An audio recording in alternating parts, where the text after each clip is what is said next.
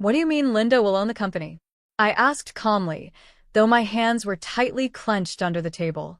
The chandelier above gave off a warm light, but the mood in the room had suddenly gone cold. My father, Paul Thomas, the man whose company I had worked so hard to save, barely looked up from his plate as he cut into his steak. "Jennifer, let's be honest," he said with a sigh, like he was talking to a child. "You're good at the technical stuff, but leading people? That's not really your strength. We need someone who people look up to. Linda is the best choice." Linda, sitting across from me in her fancy dress, took a sip of her wine with a smug smile. She hadn't done a single thing to help when Paisley Bargain CTR was drowning in debt. But now, when the company was making record profits, she was being given everything.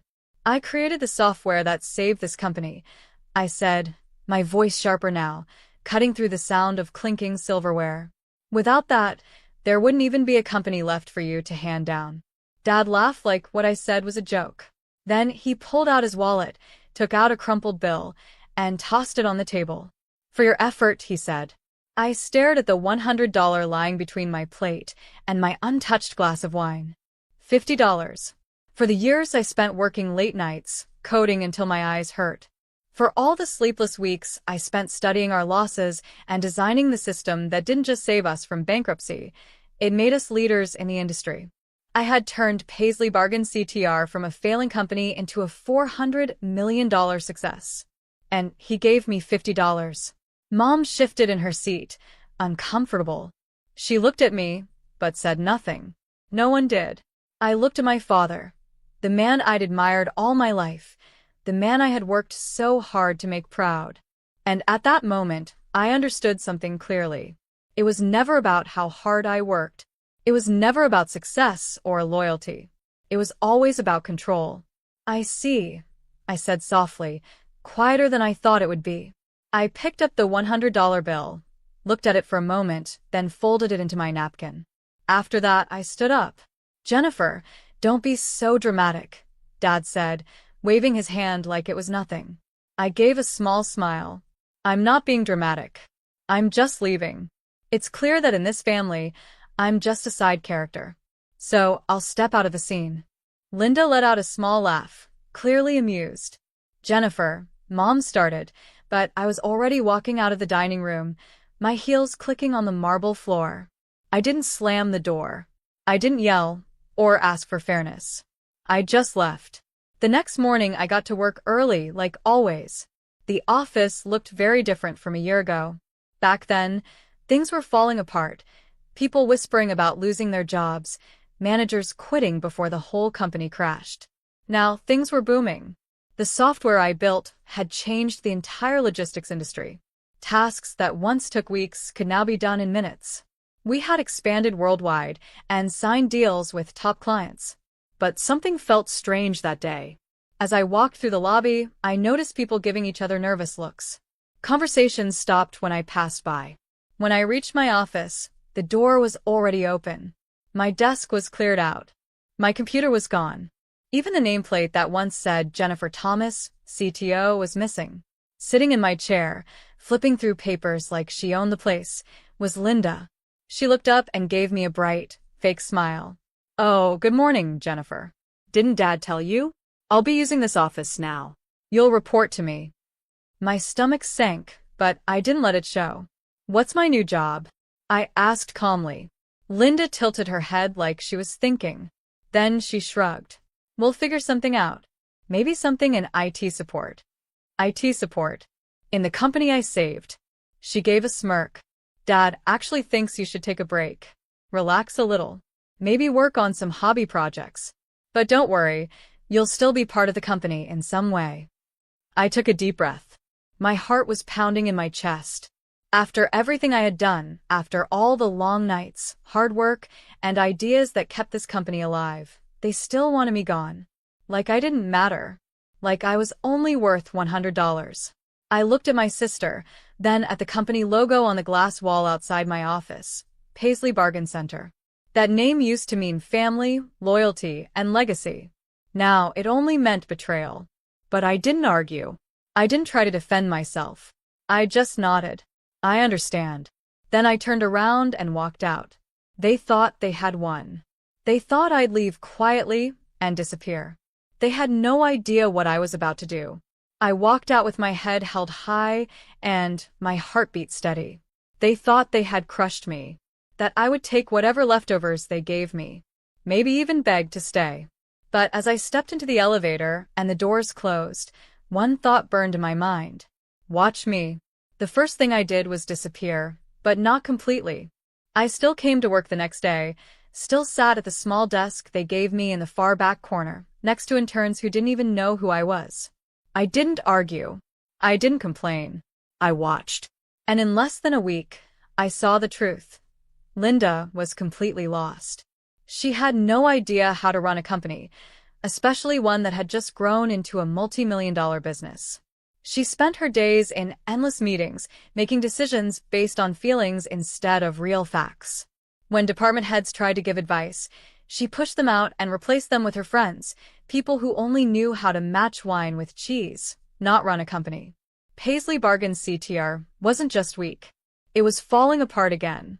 And they were destroying everything I had built. That's when I made my choice. If they didn't want me at Paisley Bargain's CTR, I'd build something even better. One evening, after most people had gone home, I sat in a coffee shop with three of the smartest people I had ever worked with. There was Timothy, our former CFO, the man who had balanced the budget when the company was drowning in debt. He knew every financial trick in the book. Patricia, the best data analyst in the business. She had built our customer tracking system from the ground up. And Eric, our lead engineer, the only person who understood my software as well as I did. I did remember, because we had built most of that software together at 4 a.m., living off coffee and stress. All three of them had quietly quit in the past month. They weren't fools. They saw what was coming. Jennifer, Timothy said, leaning in with a serious look. What's the plan? I looked at them, then pulled out a folder.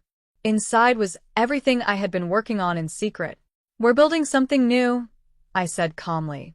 I didn't have to convince them. They were ready. There was one important thing Linda and my father had missed. Yes, the original software was under Paisley Bargain's CTR name. Technically, they owned it. But I had written the first version of the code before I ever used it at the company.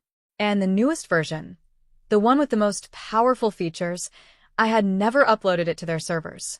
It still belonged to me. For the next month, I worked quietly. I made the software even better, stronger, faster, smarter. Then I pitched it. But not to Paisley Bargain CTR, to their competitors. In just 4 weeks, I had 3 offers. By the end of the month, I signed a deal. A $100 million contract. Just like that, I wasn't just in competition with Paisley Bargain CTR, I was on the path to take them down completely. The first sign of trouble at my father's company came quietly. A client who had been with them for over 11 years suddenly canceled their contract. Then another. And another. Linda panicked. She started yelling, firing employees, blaming everyone but herself. But the truth was simple, the industry had moved forward. The newest version of my software, the one I had improved, was now being used by their competitors. Paisley Bargain CTR was outdated. And I was just getting started. 7 months later, the moment finally came. I was sitting in a beautiful hotel ballroom, sipping champagne, as the final speaker ended their talk. It was the Tech Innovators Gala, one of the biggest events of the year. CEOs, investors, and top executives from all over the world were there. This year, I was the guest of honor. When they announced my name, I stood up and walked onto the stage, my heels clicking on the shiny floor. Tonight, we honor those who are shaping the future of technology, the host said. Jennifer Thomas, the creator of the most advanced logistics software in the market, has changed how global companies run their operations. Her company, Nova Systems, is now worth over $1,000 million. The crowd clapped loudly. But as I looked out into the audience, my eyes landed on 2 familiar faces, my father and Linda, sitting in the back. Their company was once again close to shutting down, and they both knew it. I smiled, not to get revenge, not to hurt them. I smiled because I had finally built something of my own. I had finally learned the lesson they tried so hard to teach me. I didn't need their approval. I had won in my own way. And this time, there was nothing they could do to stop me. It had been exactly 1 year since that painful dinner. 1 year since my father threw a crumpled $100 bill on the table and told me I wasn't good enough. 1 year since my sister smiled smugly, knowing she was being handed something she didn't earn. 1 year since I quietly walked away, only to come back and win everything. Now, as I sat at the head of the Nova Systems conference table, going over our latest report, I couldn't help but smile. Revenue, $640 million. Market share, 65% and still growing. Paisley Bargain's CTR was falling apart. I had slowly taken away every advantage they once had. Their clients had left. Their stock had dropped. And just a week ago, a leaked financial report confirmed the truth. They were about to collapse. Then what I knew would happen finally did. At exactly 10 a.m., my assistant's voice came through the intercom. "Jennifer, your father and sister are here to see you." I leaned back in my chair and took a deep breath. "It's time. Send them in." They walked in quietly, like shadows of their old selves. Linda wore her usual fancy clothes, but even that couldn't hide the tired look in her eyes. My father, who was always confident and in control, looked older and defeated. They had lost. And they knew it. "Jennifer," my father said, trying to sound calm, "we need to talk." I pointed to the chairs in front of me. They paused, probably realizing that for the first time they were walking into my space. But they sat. Linda shifted in her seat, tapping her nails on the armrest. She couldn't even look me in the eyes. Dad sighed. "Look, we've had our differences. But we're still family. Paisley Bargain CTR is in trouble. We need your help." There it was. I let the silence grow longer. I watched them get more uncomfortable. Finally, I spoke. "And what exactly do you want me to do?" Dad leaned in a little. "We're offering you a leadership role. Something important. I admit, we may have judged you too quickly." I tilted my head. "You realize that now?" Linda finally looked up. Her face was tight with stress. "Jennifer, don't be petty. We need you, okay?" I laughed. Really laughed. "You need me?" I said, repeating her words.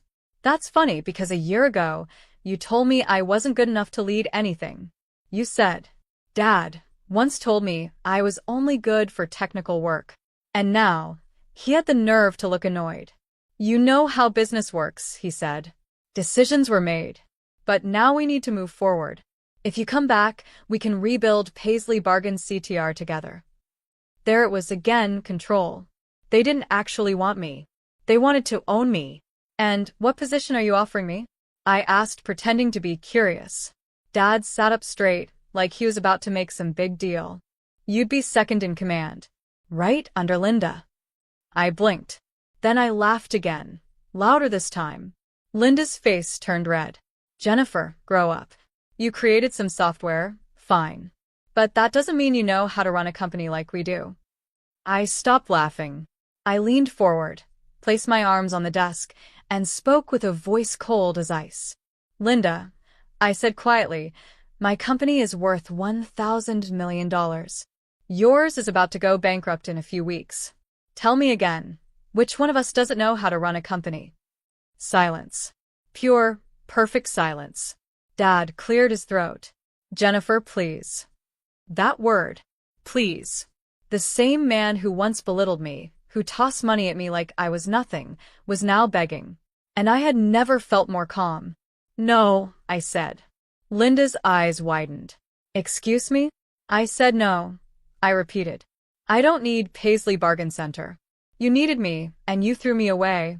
You made your choice. Now you have to live with it." Dad let out a sharp breath.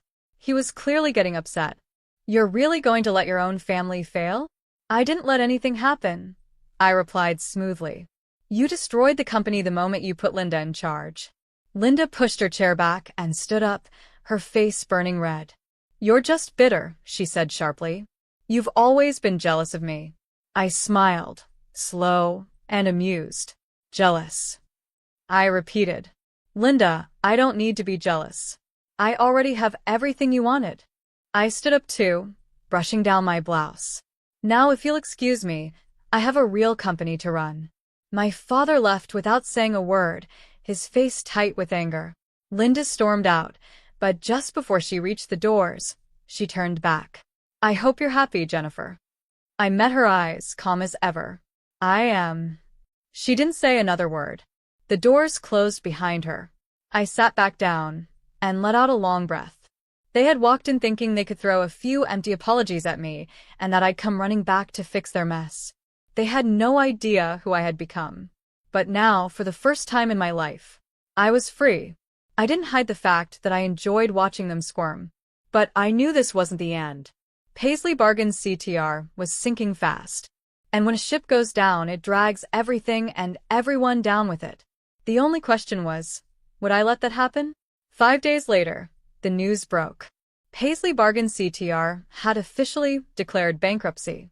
It was everywhere: business magazines, online forums, even national news. Former industry giant Paisley Bargains CTR collapses overnight. Poor leadership decisions sink $600 million company.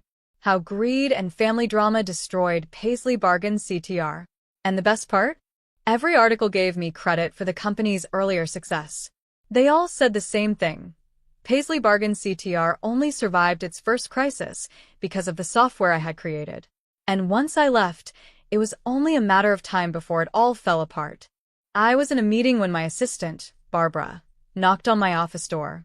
Jennifer, you'll want to see this, she said, handing me a printed report. I skimmed through it. By the time I reached the last paragraph, a small smirk formed on my lips. Paisley Bargains CTR was being liquidated. Everything was being sold: the headquarters, the remaining assets, even the Thomas name itself. Dad had made desperate choices. He borrowed too much, trying to save the company. And now the banks were taking everything. And the best part? I could buy it all. It felt like perfect, poetic justice. That evening, I sat in my penthouse apartment, looking out over the city lights. I thought about everything I had been through, how hard I had worked just to be seen, to prove myself to the very people who never believed in me. I had already won. Did I really need to go further? Then I remembered that night 1 year ago, when my father tossed a crumpled $100 bill on the table, like I was some waitress he barely respected. And just like that, I knew exactly what I had to do. The next morning, I made my move. I didn't use an investment firm. I didn't hide behind a third party. I wanted them to know exactly who was taking everything. So, I called the bankruptcy attorney myself. I'd like to place a direct bid on all of Paisley Bargains CTR assets, I said, including the name. There was a pause. The attorney seemed surprised. Miss Thomas, do you understand what that means? I smiled. I understand perfectly. A week later, I was sitting in the very same boardroom my father used to rule, like a king. Only this time, I was the one in charge. The papers were spread out in front of me, with a sleek black and gold pen resting on top of the final contract. With one signature, Paisley Bargains CTR would belong to me. The empire my father built, the one he never let me lead, was now mine. Linda and Dad sat across from me, both looking pale and tense. Dad looked like he had aged 11 years in just a week. Linda wouldn't even look at me. I still can't believe you're doing this, she whispered. I raised an eyebrow. Doing what? Buying a failed company? Taking over a name that doesn't mean much anymore? She frowned. You know what I mean. I leaned back in my chair, tapping my fingers on the polished table. That's funny, I said. A year ago, you didn't think I could lead a company. And now, you think I have too much power? Dad let out a frustrated breath. Jennifer, just sign the damn papers. I picked up the pen, paused, then slowly slid the contract back across the table. Dad blinked. Linda frowned. What's this? Dad asked. A counteroffer, I said.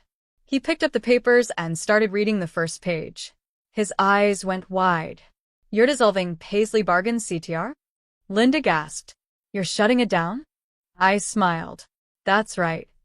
My father looked like he might explode. Why would you do that?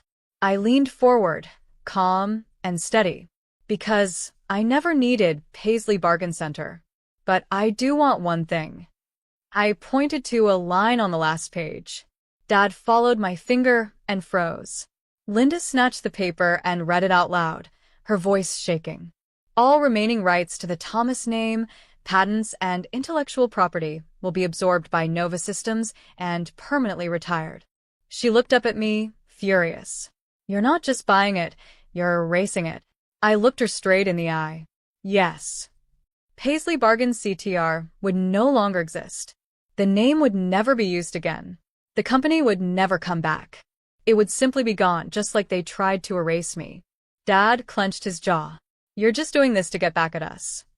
No, I said. I'm doing this because some things need to end.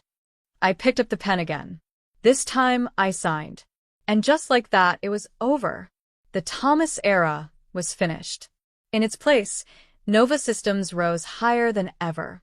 With no competition for my father's failed business, we grew fast, signing major contracts that once belonged to them. Their legacy was erased.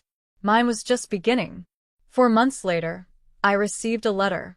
No return address, just a plain envelope with a handwritten note inside. It said only one word, Jennifer. I don't expect forgiveness, but I hope one day you'll understand. Dad. I stared at the note for a long time. Then I threw it into the fireplace.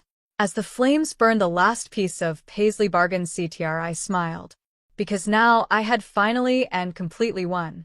It had been 4 months since I shut down Paisley Bargains CTR forever. For months since I signed the papers that made sure the name would never come back. For months since my father and sister walked out of that boardroom with nothing. And for the first time since all this began, I felt peace. Nova Systems was thriving. Without any competition for my father's company, we had grown fast, taking over every big client that once made him proud. Revenue, $1,000 million. Market share, 75%. Status, #1 leader in the industry. But it wasn't the numbers that made me proud. What meant the most was walking through my office each morning and seeing a company built on talent, not family connections. People were hired because of what they could do, not because of their last name. This was a company I had built. On my own. Without needing anyone's approval. But no matter how far you move forward, the past has a way of showing up again.